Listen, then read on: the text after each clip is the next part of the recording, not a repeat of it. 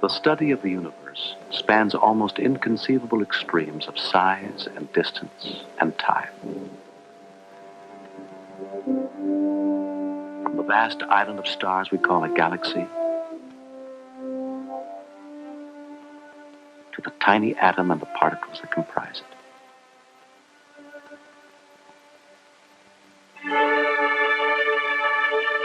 From cosmic events that occurred billions of years in the past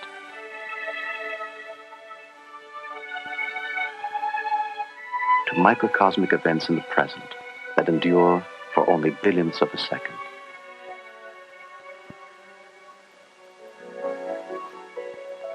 To explore the universe at these extremes, the scientist builds instruments that extend his reach and his vision. His great telescopic eye has the light-gathering power of 1,000,000 human eyes. It peers not only into the depths of space, but far back in time, since the light it now observes may have left its source when dinosaurs inhabited the Earth.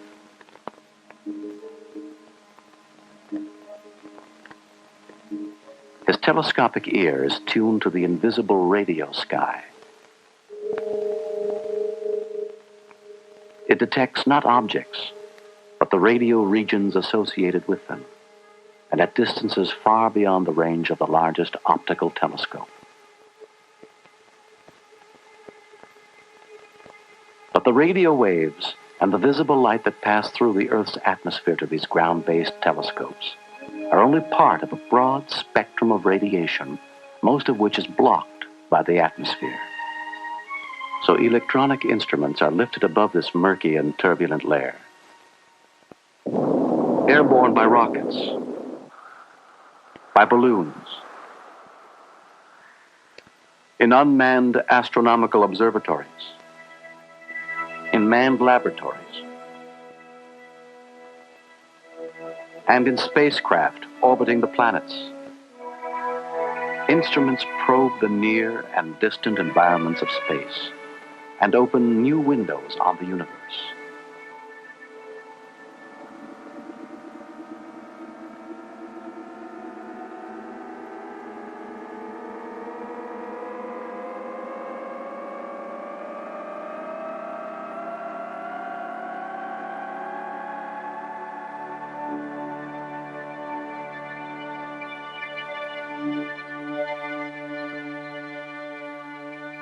In the beginning, it is believed, all the matter of the universe was contained in a primordial atom, an unimaginable concentration of elementary particles.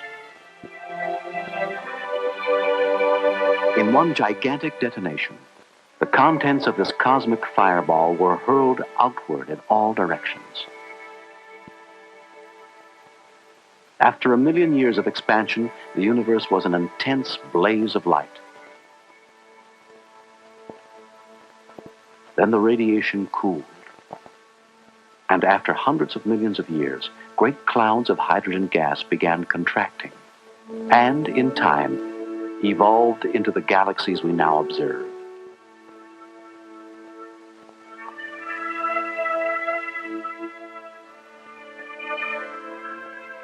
Inside these galactic whirlpools, smaller fields of gravity condense hydrogen into stars.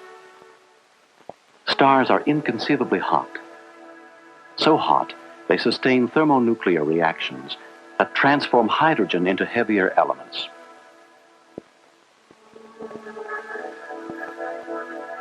Sometimes their hydrogen fuel burns so fast, they flare out in violent explosions, hurling new elements across space. Like a great wind, the radiant energy of starlight drives these clouds of dust and gas throughout the galaxy. Out of these clouds evolve new generations of stars.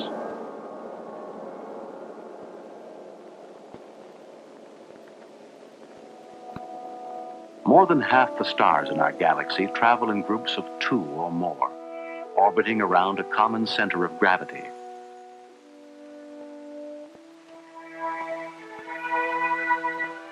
Like galactic comets, Immense clusters of stars swing in and out of the galaxy in vast, eccentric paths. Some small stars do not travel in the company of other stars. Our own sun is one of these. To the astronomer, the sun is a vast laboratory for the detailed study of a star's structure and energy. The vertical tower of the solar observatory supports a heliostat mirror which tracks the sun, gathers its rays, and reflects them down a light shaft that extends 300 feet below ground.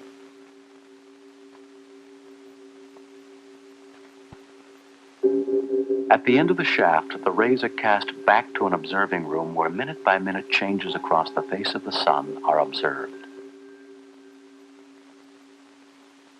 Another mirror projects a light beam to a spectroscope, an instrument which splits the light into its component colors, a visible spectrum. The dark lines that cut across the spectrum band are produced by the radiation from the sun's interior shining through its atmosphere. Each line is the signature of a chemical element such as sodium, iron, calcium. It is this array of lines that forms the code which describes the properties and motion of a star. By narrowing the view of the sun to a single line of the spectrum, each level of the solar atmosphere can be photographed, and each reveals a remarkably different aspect.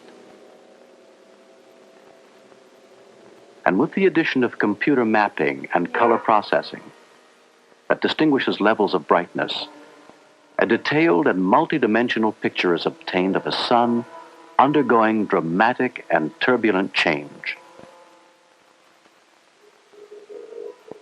The sun is a sphere of hot, seething gases and surges of radiation.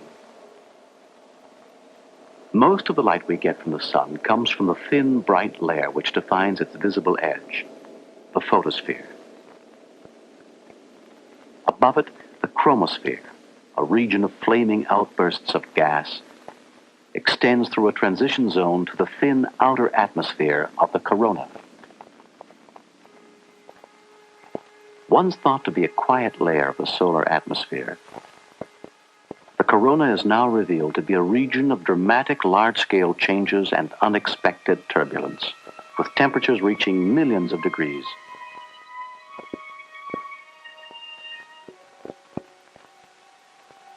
Deep beneath the sun's atmospheric shell is the core, a violent nuclear furnace.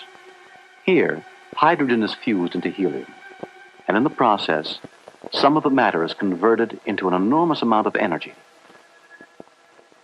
Radiating outward as a gas, it convects like a boiling liquid beneath the surface.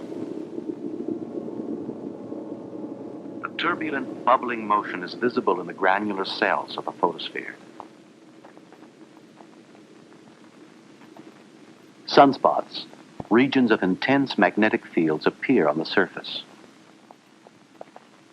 disappear in a few hours, or grow and persist for months in a mysterious 11-year cycle.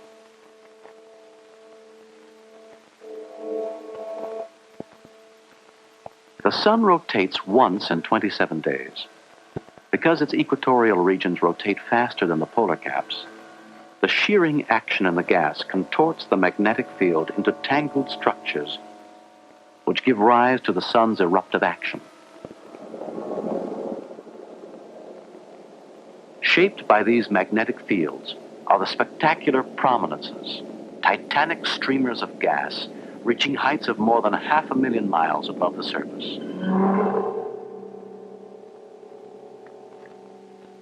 The greatest explosions in the solar system are flares, intense bursts of light erupting with the force of billions of hydrogen bombs.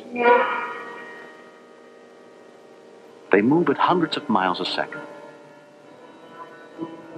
Then, after minutes or hours, they fade away.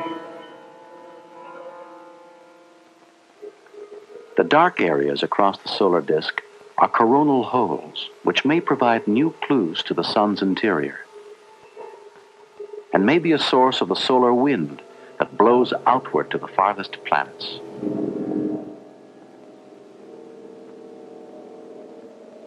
On Earth, effects of these solar events are visible when auroras light up the dark Arctic sky and radio communication is disrupted.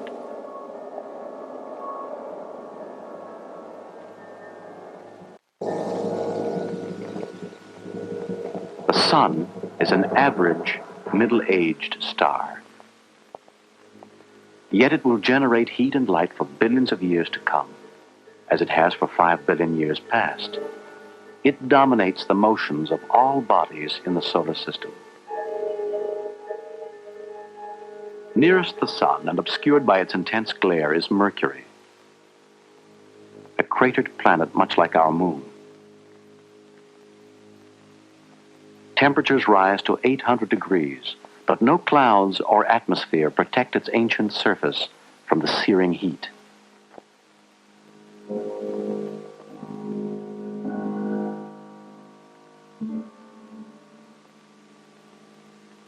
Moving outward from Mercury, we encounter Venus. Its perpetual cloud cover traps the radiant energy of the Sun within an atmosphere of incredible pressures. From the surface, only a reddish glow reveals the presence of the Sun.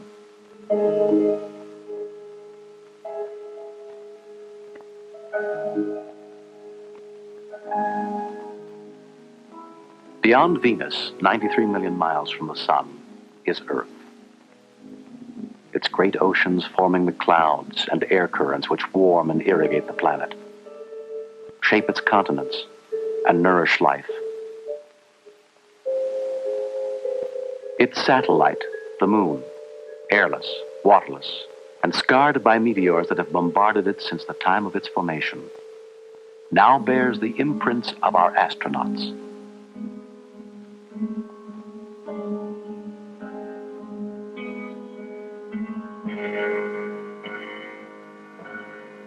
A probe of the planet Mars has discovered a dynamic and evolving planet with unexpected geological features.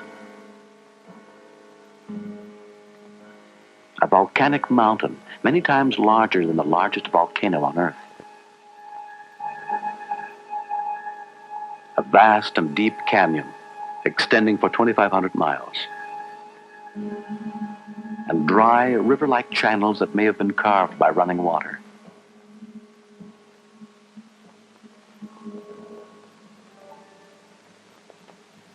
Beyond the orbit of Mars is the belt of asteroids, craggy chunks of rock and metal, some as small as boulders, others hundreds of miles in diameter.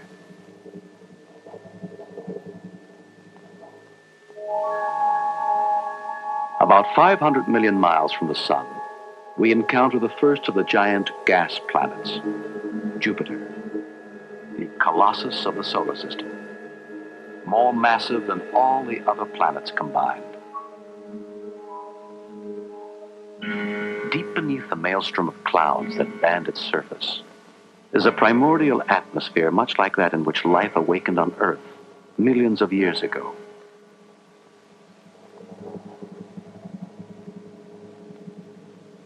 And drifting on its surface is the mysterious red spot, an immense cyclonic storm that has raged for hundreds of years and continues unabated.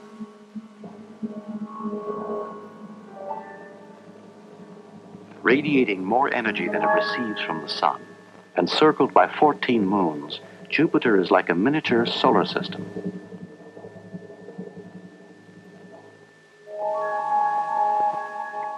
The next largest of the gas planets is Saturn, girded by rings which, as we approach them, resolve into countless particles of frozen debris and ice, each a tiny moon orbiting the massive planet.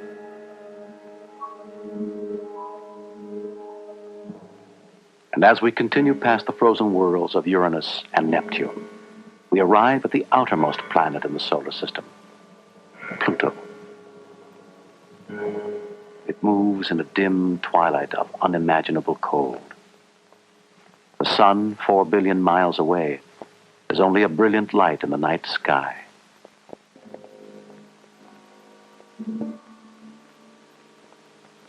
To travel beyond the solar system to the nearest star would require a journey of more than 5 trillion miles. Yet our sun is only one of 100 billion stars, widely separated from one another in time and space, but all bound by gravity, and all revolving around the central core of our galaxy, the Milky Way.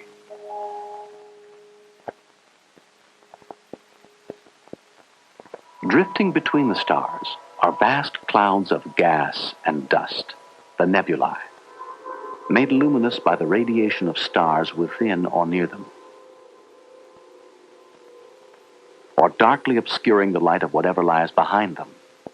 Here, new stars are being born. About a half-century ago, our galaxy was thought to be alone in the universe. We now know it to be one of a local group of about 20 galaxies. And strewn through the vast reaches of space are more than 10 billion galaxies, grouped in clusters as far as our most sensitive instruments can reach. Little is known about the evolution of galaxies, and why some are formless or irregular, others elliptical, and still others spiral-shaped.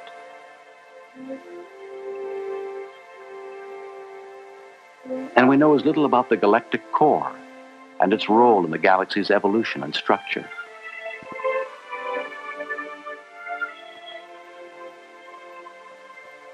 The problem has become more perplexing by the discovery that some galaxies are in a state of extreme disarray, exploding, ejecting gaseous matter, or interacting with other galaxies.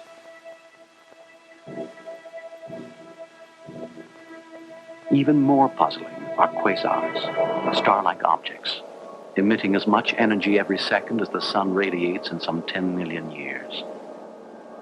They appear to be among the most remote objects in space.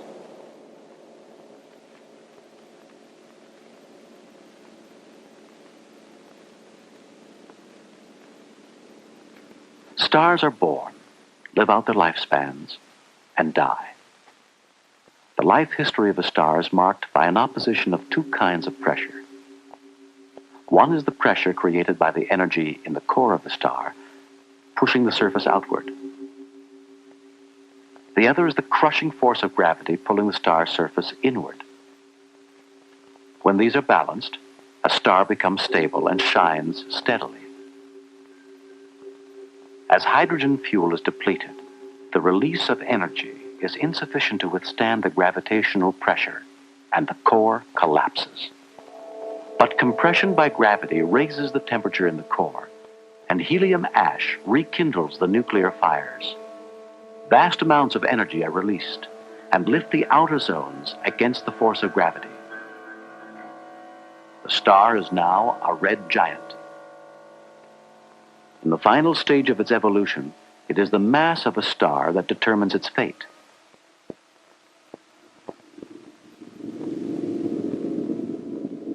The Sun, a medium-sized star, remains stable for approximately 10 billion years. Then it will expand to 400 times its present diameter. As it expands, it will engulf the inner planets, Mercury, Venus, Earth, and Mars, and create a nebula extending past the outer planets. After millions of years, its reserves of nuclear fuel will be exhausted, its outer layers will have dissipated, and only a white dwarf star remains, no larger than the Earth. Slowly cooling to zero temperature, it will end its life as a black stellar corpse. When a star more massive than the Sun reaches the red giant stage, the collapse of its core raises its temperature billions of degrees and triggers a spectacular detonation.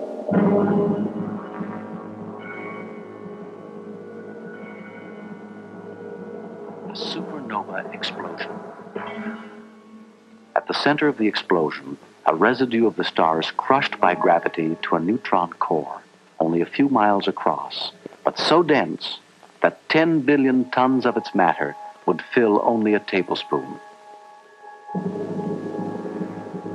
It spins rapidly, generating radio signals in its strong magnetic field.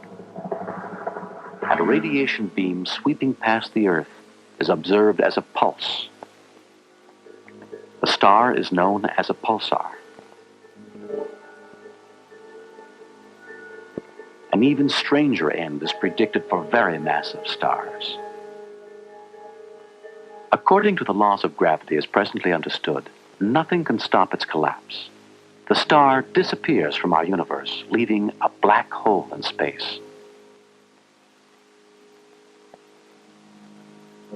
Its presence can be deduced only by its influence on a visible companion star, distorted out of shape by the black hole's gravitational attraction. Gas, pulled off the visible star, circulates about the black hole, and in the dizzying plunge, it emits X-rays which can be detected in space. No light or matter can ever leave the intense gravitational field of this cosmic abyss. The physical laws that govern the conditions within this bizarre object are totally unknown to us.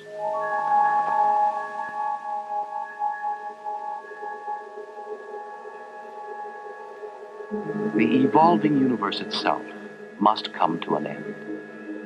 If it continues to expand indefinitely, the light of every star will in time be extinguished, and the galaxies will disappear into infinite darkness. But if gravity halts the expansion, the universe will fall back on itself. Galaxies will lose their separate identities. Stars will explode, and the sky will again be ablaze with light.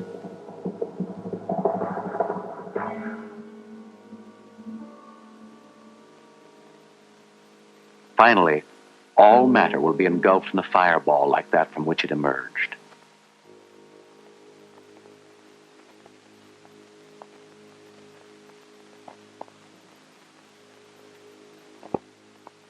All things on Earth, living and inert, are formed from the elements forged in some distant and unknown star.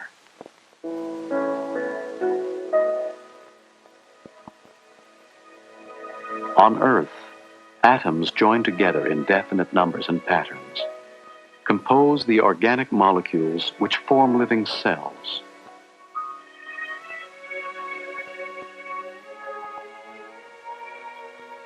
Since the discovery of complex molecules in the chill vacuum of interstellar space, there is reason to believe that among the countless galaxies in the universe, there are stars orbited by planets favorable for the evolution of intelligent life.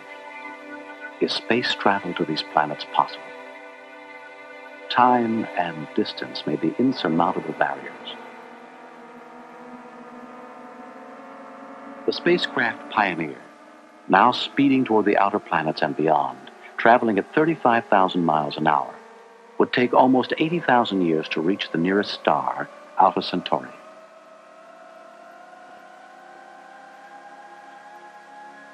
A spacecraft traveling 2,500 times faster than Pioneer, at 10% the speed of light, would require so great an expenditure of energy that until new sources have been tapped, it must remain an invention of science fiction.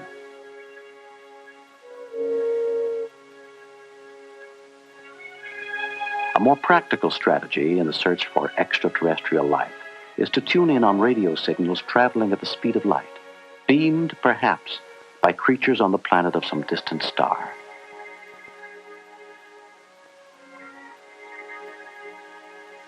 Someday, an array of telescopes, earthbound or lifted to the far side of the moon, may hear faint but unmistakably meaningful sounds amidst the din of cosmic radio chatter.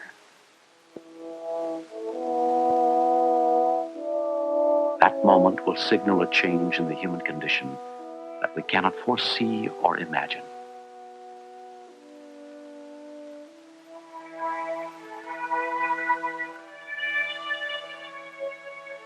For man, wrote H.G. Wells. There is no rest and no ending. He must go on, conquest beyond conquest.